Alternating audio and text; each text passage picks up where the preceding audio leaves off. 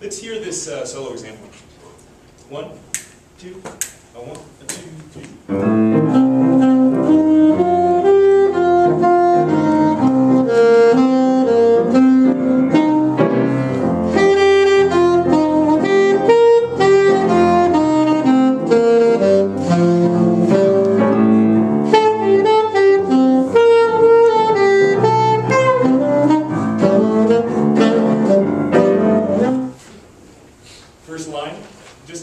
Textbook example of the clinic, where you're dealing just going up and down with a little bit of a tail at the end.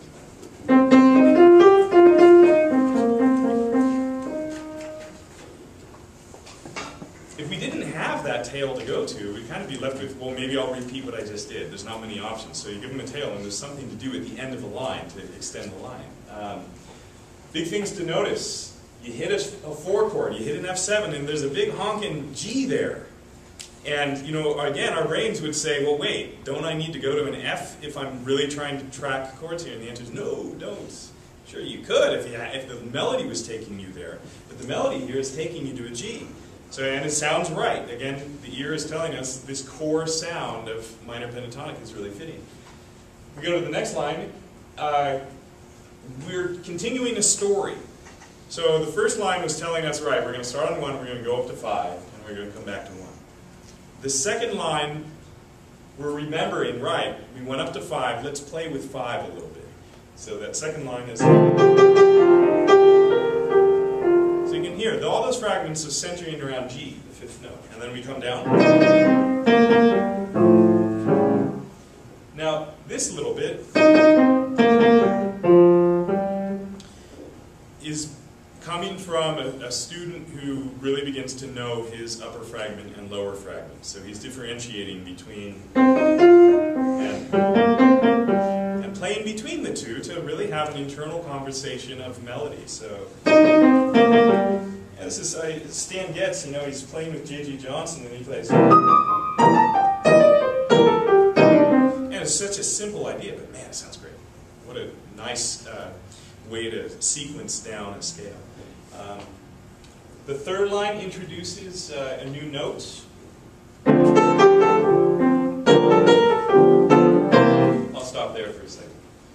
This new note A, the 6, is something that I really believe in as a substitute for flat 7. And we'll look at that on the next example real quick. But if you want to teach your kids something new, give them the blues scale and then say, well, instead of that flat 7 going to 1, let's try 6 going to 1.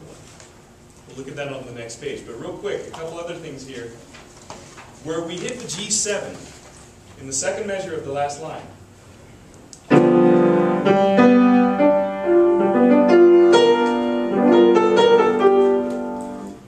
Our brain is telling us, wait, a B natural, because we're on the G7, I'm going to flip into B natural.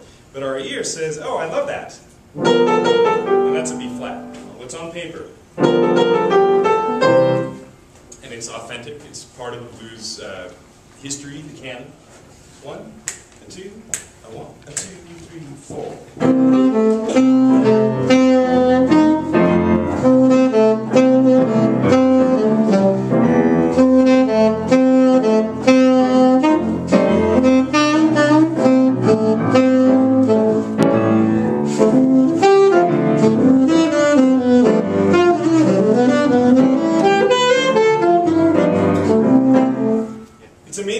So why are we killing them with the minor third? You know, so if all we introduce is the minor third, we say play an E flat in the blues scale in a minor pentatonic, then we miss the beauty of hitting a major third. So it's nice to get a sense of how that can be introduced. We'll look at that in a second. The A that I talked about before, this is just a nice example of inserting it as a tail instead of C to B flat. C to B flat would have this sound.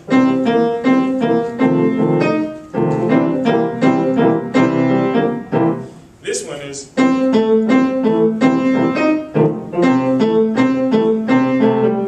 to me, the C to A, the 1 to 6, has a sort of jump, bounce blues quality to it. It just reminds me of, say, a 1 o'clock jump or something. And I think it's a great alternative. When kids hear that, they go, oh yes, I have something new to play, I love it. And again, it matches the F7 really nicely.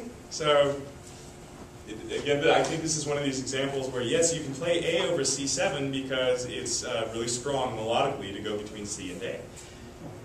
In the seventh measure, we just have a brief reference to a major third. And it's a nice introduction. Just the flat 3 going really quickly into the natural 3.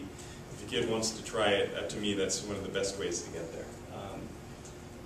There are a lot of questions that can come up with this, like why on an A7 are we using a C natural instead of a C sharp? Because again, the brain says, you get to that A7, we've got... Hey, that didn't sound bad. It actually sounded okay. But the original version... That's what I wrote, and that's what I was hearing. The main central reason why it works is because tonic is king. It works over everything in a blues. I don't care if you're on a G7, on the 5 chord, on the 6 chord, anywhere in a blues. If you play that tonic, you're gonna kill it. And I mean, we need to look no farther than NYJA just jamming on one single tonic for chorus after chorus while audiences faint in hysteria because it sounds so good. This last line is interesting because it's a bop line with no chromatics, and I recommend it as a point of departure for really delving a little bit more into what bebop is, because bebop doesn't have to have anything to do with flat 9s or sharp 9s or any of that. I love all that, that's all good stuff. But in this case,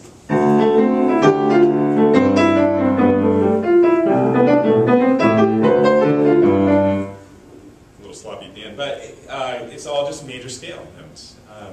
I want you to notice right away on the D minor 7 that that is definitely not a D minor 7 arpeggio. That's an A minor 7 arpeggio.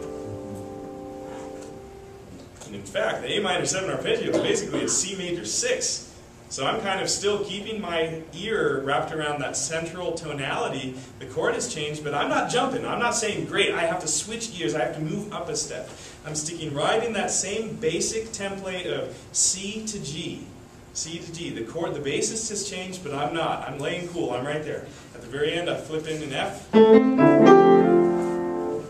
Now it gets really wild because we hit a G7. Whoa! The first 4 notes of that G7 are C, E, D, C.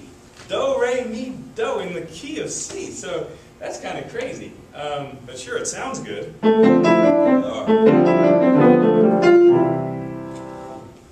There are a lot of reasons why, but again, the central reason why is because it's in C major. So even though there's a 5 chord being thrown in, we can still wrap our head around C major. At the very end, there's a little bit of this upper fragment, and then F going into E. This whole last line is also, especially in these last 2 measures, is proof that the major 7 over a dominant 7 works. So we get this question all the time. If you have a C7, what's the scale? You know, they say, wait, I don't know, do I play a flat 7 or a major 7? I've always wondered. And I say, you know, it depends on what you like, because they'll both work. You can take that fragment. So we've got, now I'm playing this chord, and I'm playing that note. It's a little crunchy until you hear it in context, and you say, if we listen to Dexter Gordon soloing on a blues, he might start off his solo with, and that's natural 7, or raised 7 going into tonic. And the blues progression is not a major 7. It's definitely a dominant 7. So if you, why it works is because that B going to C is really just a leading tone no matter how you slice it, no matter where it shows up. And leading tones sound great over any chord. You can be in D minor, you can play a C sharp leading into D at any time, it's going to sound wonderful. It really makes no difference. You can even do leading tones going into the 5th note of a scale, so that's why the F sharp sounds so nice, because no